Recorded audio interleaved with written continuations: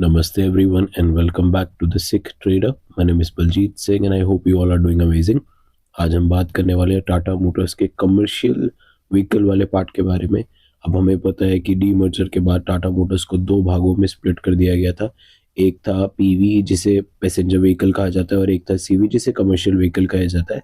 अब बहुत सारी न्यूज़ आई है।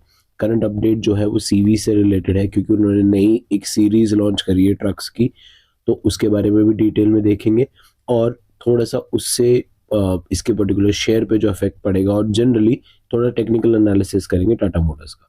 सो मूविंग अहेड, अगर आप यहाँ पे देख सकते हैं आपके सामने चार्ट है।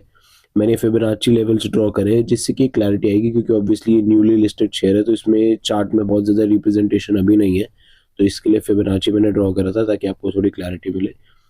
अब मैं इसे हटा देता हूँ। अब यूजुअली सबको ये चीज़ पता है कि टाटा मोटर्स का शेयर अभी 434 रुपीज़ पर चल रहा है, टू बी वेरी प्रेसाइज। अब क्या है, ये स्टॉक एक पर्टिकुलर रेंज में फंसा हुआ है। अब क्या होता है, जब एक सडन रैली आती है तो एक पर्टिकुलर होल्ड आता है जहाँ पर स्टॉक का अक्यूमुलेशन होना शुरू होता है। अक्यूमुलेशन का बेसिक लॉजिक है कि लोग वहाँ पर उसको बाय करना शुरू करते हैं।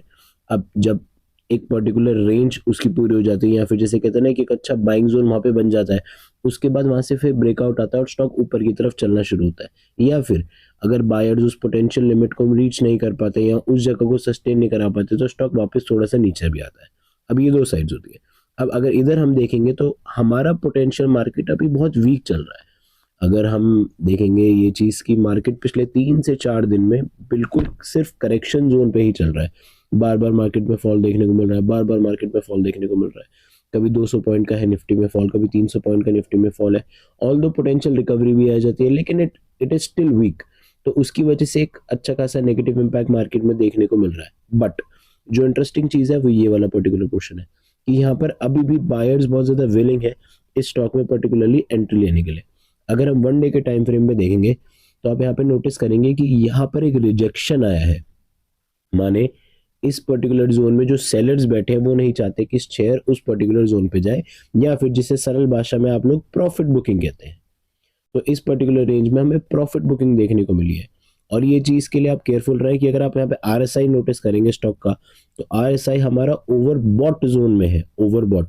तो यहाँ पर हमें थोड़ी बहुत प्रॉफिट बुकिंग देखने को मिल सकती है। अगर मैं सिर्फ डेली टाइम फ्रेम की बात करूँ तो यहाँ पर एक पॉसिबिलिटी है कि स्टॉक में थोड़ी बहुत जिसे कहते हैं ना कि प्रॉफिट बुकिंग देखने को मिल जाए, क्योंकि अभी मार्केट वीक है एंड स्टॉक ने अच्छी खासी रैली दी थी कुछ टाइम से। अब थोड़ा बहुत वो नीचे आने के चांसेस रख सकता है। मैं बहुत ज़्यादा नेगेटिव नहीं हूँ स्टॉक को लेकर, लेकिन 400 तक आपको वो नीचे देखने को मिल सकता है। अब ये तो रही पहली थोड़ी सी टेक्निकल बात। अब अगर ये इस पर्टिकुलर रेंज के ऊपर क्लोज होता है 442 के ऊपर, ये 1 डे या फिर 2 डेज में एक अच्छी जिसे कहते हैं ना कि क्लोजिंग दे देता है, अगर ये पॉजिटिव क्लोजिंग ऊपर की तरफ देता है तो एक चांस रहेगा कि ये 473 और 500 के टारगेट्स के लिए मूव करेगा। लेकिन अभी नहीं, मैं बहुत ज़्यादा पॉजिटिव अभी नहीं हूँ कि ब्रेकआउट आ जाएगा, क्योंकि जब तक मार्केट में ओवरऑल वीकनेस नहीं हटेगी तब तक चीज़ें थोड़ी सी स्टेबलाइज नहीं होंगी। अब क्या है, ग्लोबल मार्केट्स बहुत वीक है, सिर्फ इंडिया का नहीं, बहुत सारे अलग अलग कंट्रीज में मार्केट्स बहुत ज़्यादा वीक हैं, जिसकी वजह से ये जिसे कहते हैं ना एक छोटा मोटा नेगेटिव सेंटिमेंट बन चुका है। तो इसी के चलते ना मार्केट थोड़ा सा जिसे कहते हैं ना कि एक ऐसे जोन में रहेगा जहां पर ना बहुत अग्रेसिव बाइंग आएगी ना बहुत अग्रेसिव सेलिंग आएगी, लेकिन स्टॉक में हल्का करेक्शन चलता रहेगा। वो जिसे कहते हैं 1%, 2%, 1%, 2% करेक्ट होता चला जाएगा। अब ये चीज़ है। अब स्टॉक से रिलेटेड एक न्यूज़ थी जिसको मैं फटाफट से कवर कर लेता हूँ। स्टॉक में न्यूज़ क्या थी कि टाटा मोटर्स ने अजूरा सीरीज के नाम से 17 नए ट्रक्स लॉन्च करे हैं जो उनका इलेक्ट्रिक पोर्टफोलियो अपग्रेड करते हैं। भाई ये फ्यूचर पोटेंशियल होल्ड करता है बहुत अच्छा। ये न्यूज़ एक शॉर्ट टर्म पर्सपेक्टिव से नहीं है, ये न्यूज़ एक बहुत मेजर लॉन्ग टर्म पर्सपेक्टिव से है। ये जो 17 नए ट्रक्स हैं ये उनका जिसे कहते हैं ना लाइट और कमर्शियल व्हीकल्स के सेगमेंट में आए हैं। अब क्या है ना कि जैसे जो उनका एग्जिस्टिंग मार्केट जैसे प्राइमा का था, सिग्ना का था, अल्ट्रा प्लेटफॉर्म्स का था, उसमें एक मेजर अपग्रेड है, क्योंकि इंडिया का जो जैसे कहते हैं ना ट्रक लाइनअप है इलेक्ट्रिक में, उसके लिए एक बहुत बड़ा पुश है ये। तो टाटा का एक बहुत बढ़िया इनिशिएटिव है जिसकी वजह से ना हमें फ्यूचर में इस सेगमेंट में और ग्रोथ देखने को मिल सकती है। उसके अलावा ये खैर पुराना अपडेट है कि जो उनका प्रीवियस रिजल्ट था उसमें उन्होंने दिखाया कि 1,15,000 यूनिट्स की सेल हुई थी आपका क्वार्टर थर्ड में फाइनेंशियल 2026 ईयर के हिसाब से, and 21% year on year growth थी। अब ये चीज़ें थोड़ी सी पॉजिटिव है। अब छोटी मोटी चीज़ें और है कि इनकी HCV ट्रक की आप देखेंगे 9,500 से 12,000 की ग्रोथ देखी गई, छोटी मोटी ग्रोथ हर जगह देखी गई है। तो ये एक बहुत अच्छी ओवरऑल चीज़ है। टोटल CV डोमेस्टिक जो बेचा गया है वो 8,000 एडिशन है 2024 के कंपैरिजन में, तो this is a very good sign.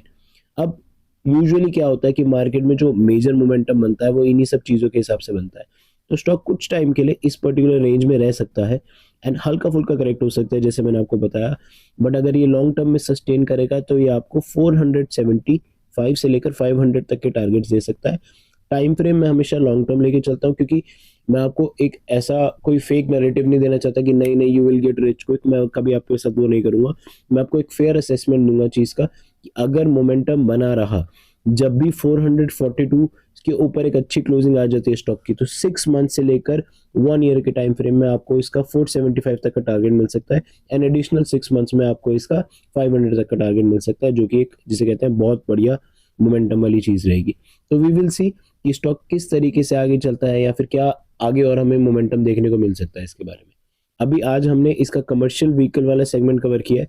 मैं ट्राई करूंगा कि अगली जो वीडियो होगी उसमें मैं आपके साथ इसका पैसेंजर व्हीकल वाला जो सेगमेंट है, जो हमारा ओरिजिनल शेयर है, हम उसको भी कवर करने की कोशिश करें। इसका भी प्राइस अभी करंटली 339 है और याद रखना ये ओवर सोल्ड जोन में है। इससे रिलेटेड भी एक अच्छा अपडेट आएगा जो मैं आपके साथ नेक्स्ट वीडियो में शेयर करूंगा। Thank you so much for watching our video. I hope आपको कंटेंट अच्छा लगा हो and please subscribe to our channel. Thank you so much for watching. Have an amazing day ahead.